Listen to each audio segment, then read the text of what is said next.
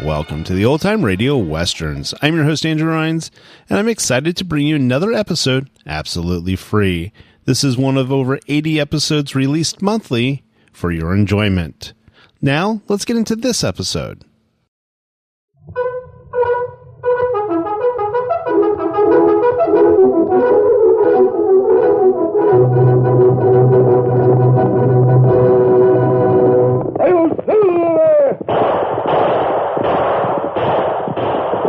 Horse with the speed of light, a cloud of dust, and a hearty Hi-Yo Silver, the Lone Ranger.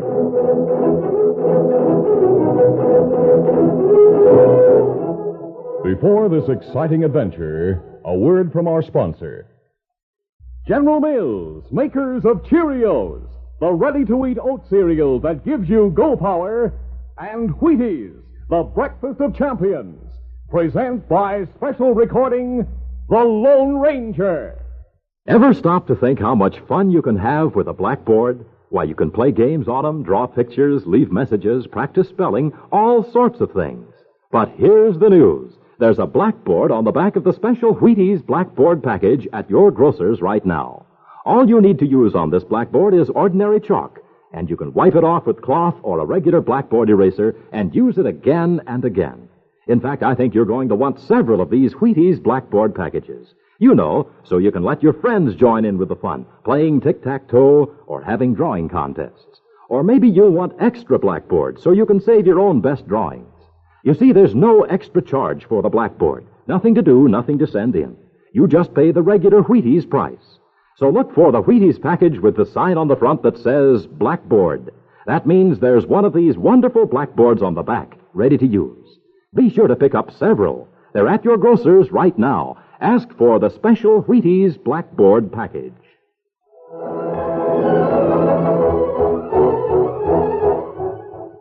With his faithful Indian companion Tonto, the daring and resourceful masked rider of the plains led the fight for law and order in the early western United States. Nowhere in the pages of history can one find a greater champion of justice. Return with us now to those thrilling days of yesteryear. From out of the past come the thundering hoofbeats of the great horse Silver. The Lone Ranger rides again. Come on, Silver. Let's go, big fella. Hi-yo, Silver. Away!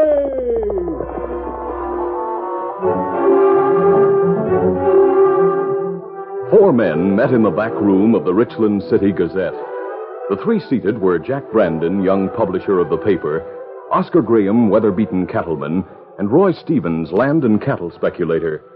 Elderly Denton Murdoch, president of the local bank, was standing as he concluded the speech he'd been making. The situation here is becoming too much for even a good sheriff like Tom Morley. There's cattle rustling, highway robbery, citizens being robbed in their homes, every crime imaginable. It has to stop. And we must see that it does. Young Brandon here was the one who called this meeting. He must have something in mind. Let's hear it, Brandon.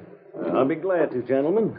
It centers around this silver bullet I have in my hand. Silver bullet? Yeah, sure enough, that's what it is. What kind of nonsense is this, Brandon? It isn't nonsense, Mr. Stevens. When my father died last year, he left me this bullet. It was given to him by the Lone Ranger.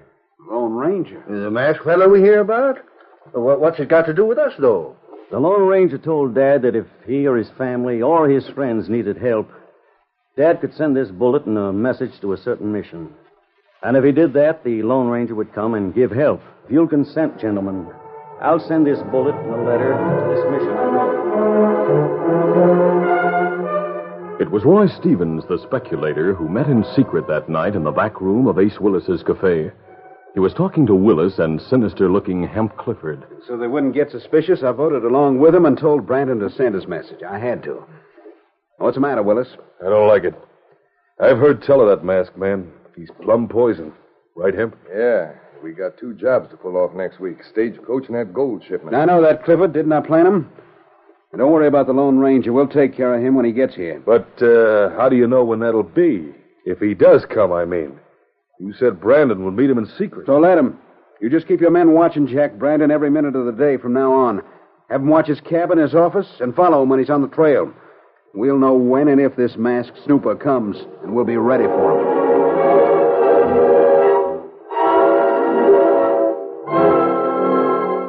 Ace. Boss, wake up. Yeah. Wake up, will you, Ace? Hey, what's the idea? Boss, it's happened. He's here. He's at Brandon's place now. Who? Hey, wait, Reb. Who's at Brandon's? The masked man, the one you've had us looking out for. He sneaked in the back door of Brandon's house just a few minutes ago. Hey, this is bad. Just on the day when we're going to hold up that stagecoach. Reb, get over to Hemp. Tell him right away, quick. Yes, boss, I'm going. Tell him to meet me in back of the cafe. And to make sure the other party's there. The other party? Who's that? Now, never mind. Just tell Hemp. Now get going.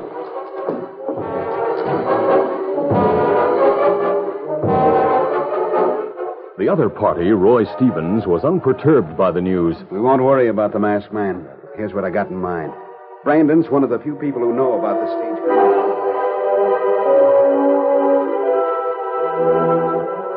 The Lone Ranger's talk with Jack Brandon had been brief but informative.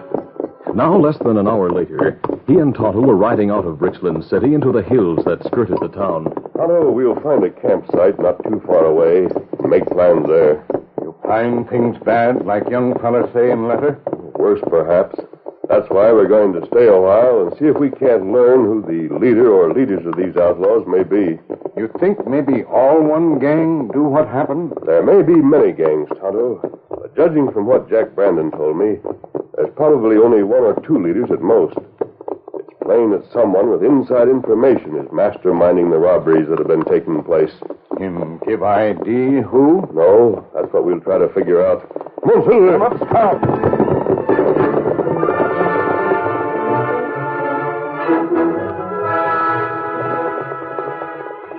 As the masked man and the Indian galloped into the hills, Kansas Thomas, who had been on watch at Brandon's house, followed them at a distance. Take it easy, boy. We don't want to be seen.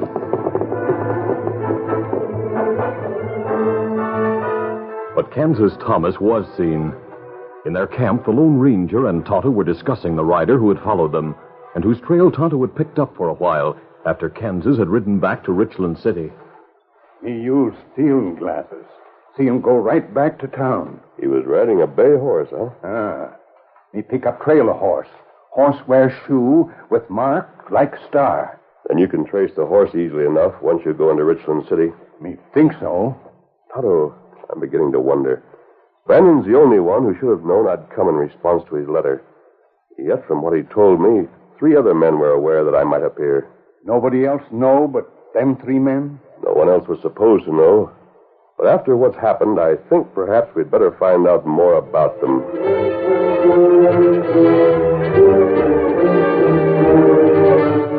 The sun was high in the sky as the band of robbers sat astride their horses, shielded from the trail by the rugged terrain along the way.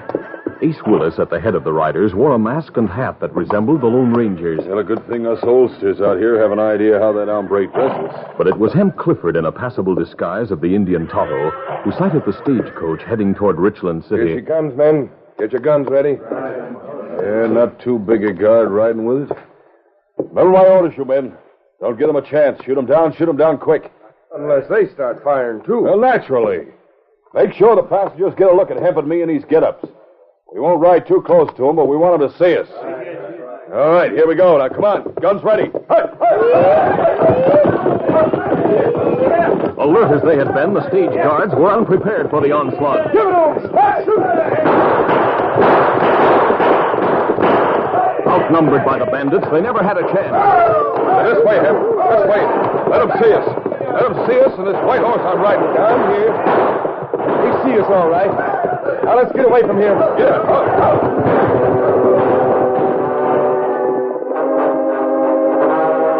At that moment in Richland City, Tonto, who had been mingling with the people on the dirt street since his arrival an hour before, saw a horse that looked like the one for which he'd been searching.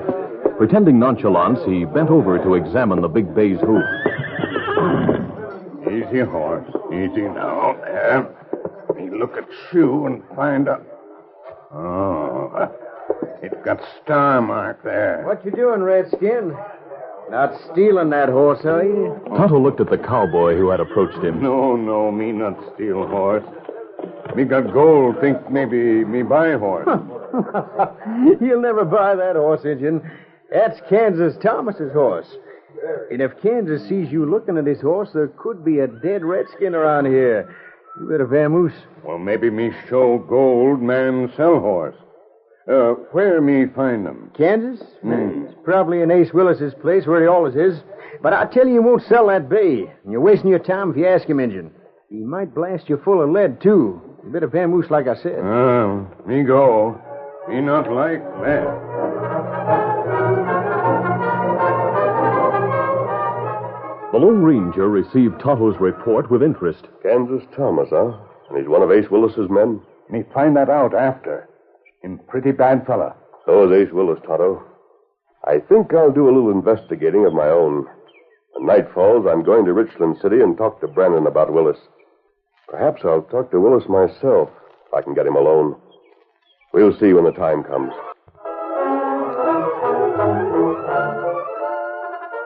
We'll continue our Lone Ranger adventure in just a moment. Jenny is 10, and is she good? She's skip rope champ of the neighborhood. She's so quick because she knows she's got go power from Cheerios. Yes, she's got go power. There she goes. She's feeling her Cheerios. Cheerios. Cheerios. That makes sense. Try Cheerios, the wonderful oat cereal that's shaped like a little letter O, and you'll agree. You'll like that delicious toasted oat flavor, and Cheerios is ready to eat. Just pour out a big bowl full, add good fresh milk, dig in, and start getting your go power. Because a Cheerios breakfast is full of vitamins, proteins, and minerals, and those are the good things you need to help build red blood, healthy bodies, and strong muscles. So enjoy your breakfasts every day with delicious Cheerios and milk, and get that good go power. Then folks will say, she's feeling her Cheerios.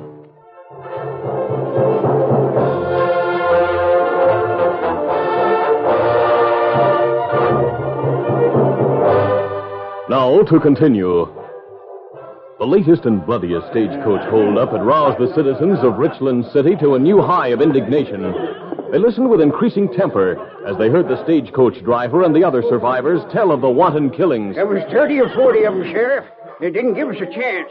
Just come in shooting and yelling. They didn't give us a chance. Sheriff Tom Morley's eyes were smoldering. And you say they were led by a masked man? Not just a man wearing a bandana across his face? No, Sheriff, it was a mask, like we told you. He was on a grayish-white horse. There was an Injun with him. They was the leaders. He's talking about the Lone Ranger, that's who. The Lone Ranger and that Injun pal of his. I always said he was a crook. But the Lone Ranger doesn't have a gang. Listen to the sheriff here, believing things like a big man. What's the matter, Driver? What do you think? I think Kansas is right, now that it's clear. It was the Ranger, all right.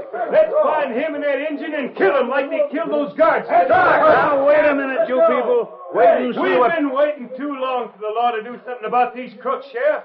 We gotta take the law into our own hands. Come on.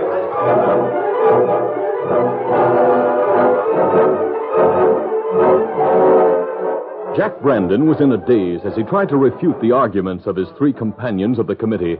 They were in session in the back room of the Gazette, and Roy Stevens was saying, We've been too legal already, Murdoch. If we don't try to act now, the Lone Ranger and his men will hold up that wagon train that's due tomorrow with a gold shipment. They're bloodthirsty and they dare anything. Stevens has got something about that wagon train. Suppose they hold that up. Graham, no gang would dare. There'd be soldiers guarding it. A squad or two, maybe. No more, I'll bet. There was maybe 40 in that gang today, they say. Gentlemen, I'll tell you something only I and a few people on the other end have known up to now. That gold shipment won't be on the wagon train when it arrives here tomorrow. It won't? No. Even before this hold-up today, we figured bandits might try to intercept the gold shipment. Nearly everyone in the territory knows when it's due. But if it's not coming on the wagon train tomorrow, Mr. Murdoch, then how will you get it? On the regular stagecoach, with just the ordinary number of Wells Fargo men as guard. No bandit gang will suspect it. They'll be looking for the wagon train, if they're looking. but they'll never expect to find the gold on an ordinary stagecoach trip. That evening, unaware of what had happened during the day, the Lone Ranger managed to make his way to Jack Brandon's cabin. He let himself in the rear door, just as another door connecting with the front office opened. Jack Brandon stood in the doorway, amazement written on his features. You? How did you get here? With posses all over the hills looking for you, how'd you get here? What are you talking about, Jack? Posse's looking for me? I don't understand. Jack Brandon told the Lone Ranger everything that had happened that day, and he concluded. They've sworn in special deputies. They've been out in the hills searching for you.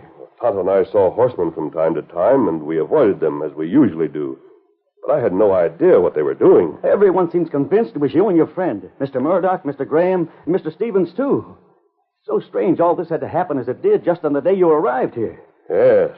You know a man named Ace Willis? Willis? Well, of course. He's a bad one. He runs a cafe up the street and a gambling house on the end of town. Why do you ask? I'll tell you later. Just give me as much information as you can about his place and where I may find him. You'll have to play along with me, Jack. I know you will. That's why.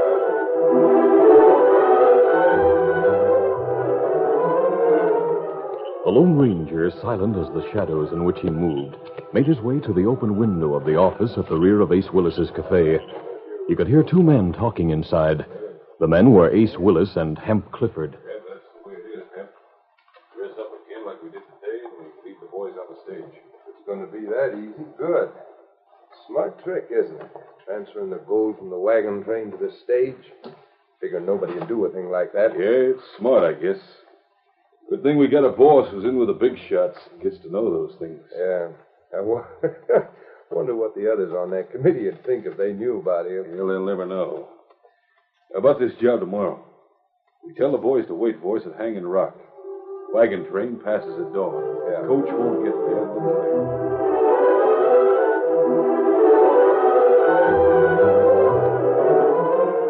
Later that evening, the Lone Ranger returned and talked with Jack Brandon. When he met Tonto in the hills later, his eyes shone bright by the campfire. Willis and Clifford outlined their entire plan for the holdup, but they didn't name the man who's their leader. You guessed, maybe? Maybe. But this is not a matter for guessing. We must learn for certain. So Brandon say him talk to sheriff, like you asked. Yes, Tonto. He was to go immediately after I left him. I think Morley will believe Brandon. I think he'll cooperate with us, too. You meet him in the morning, Kemosabe? Yes, in the hills above Hanging Rock. If Morley can place his men before daybreak, I think our hold-up men will have a surprise in store. We'll see.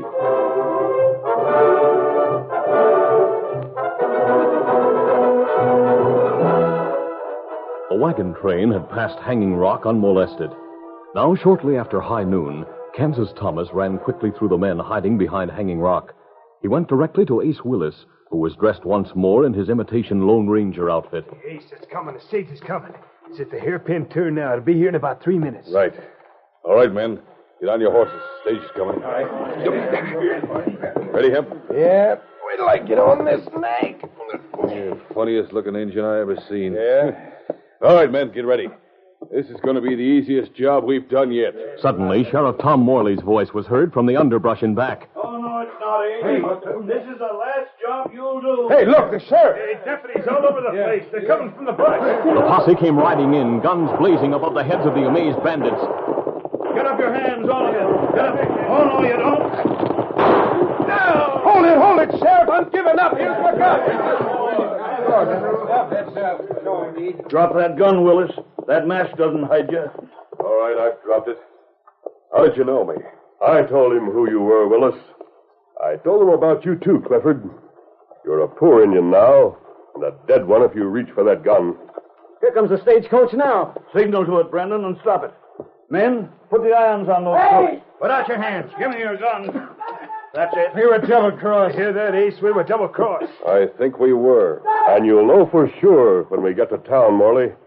We're going to take you in and talk with your boss.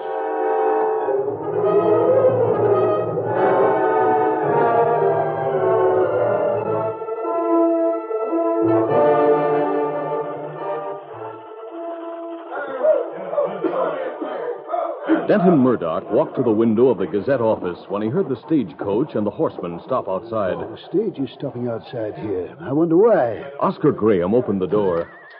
And look at that. Hey, it's the sheriff. He's got a whole pile of men all in handcuffs. Roy Stevens, who had been in the rear of the room, turned deathly pale. What did you say? You heard me. And look, here's Morley leading in a masked man and an Injun with handcuffs on him, too. And by Jiminy, there's another masked man and Injun behind him, without cuffs. What? Sheriff Morley led in the tight-lipped Ace Willis and the quivering Hemp Clifford.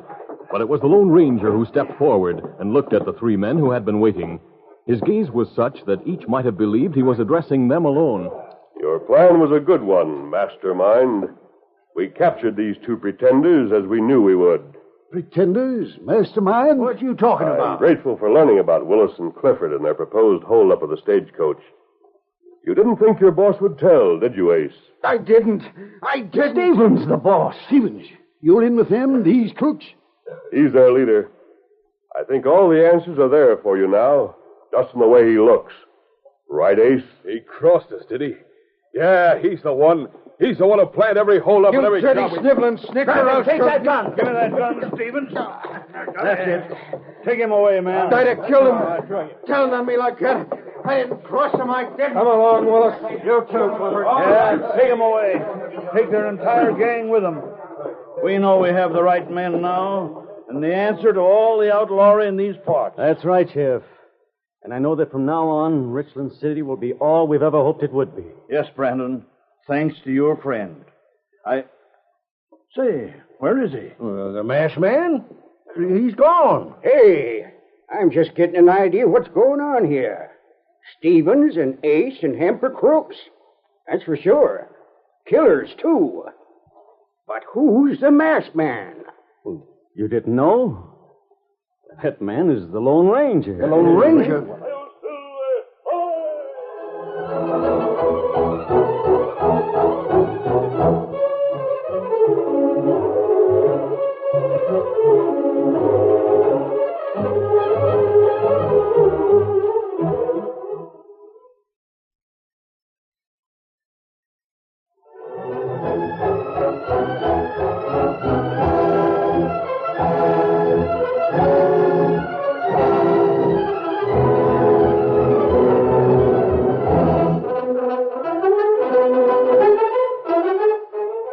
The Lone Ranger, a copyrighted feature of the Lone Ranger Incorporated, is produced by Trendle Campbell Muir Incorporated.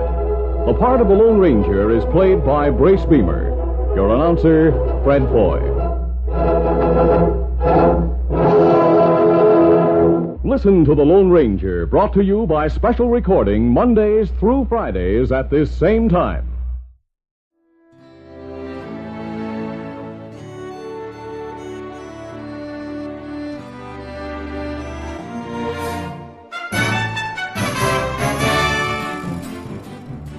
This has been a presentation of OTRWesterns.com, and we hope you enjoyed. Please take some time to like and rate this episode within your favorite podcast application. Follow us on Facebook by going to OTRWesterns.com/Facebook, and subscribe to our YouTube channel by going to OTRWesterns.com/YouTube. Become one of our ranch hands and unlock some exclusive content. We want to thank the following ranch hand, Steve, who joined us recently. You too can join by going to OTRWesterns.com/donate.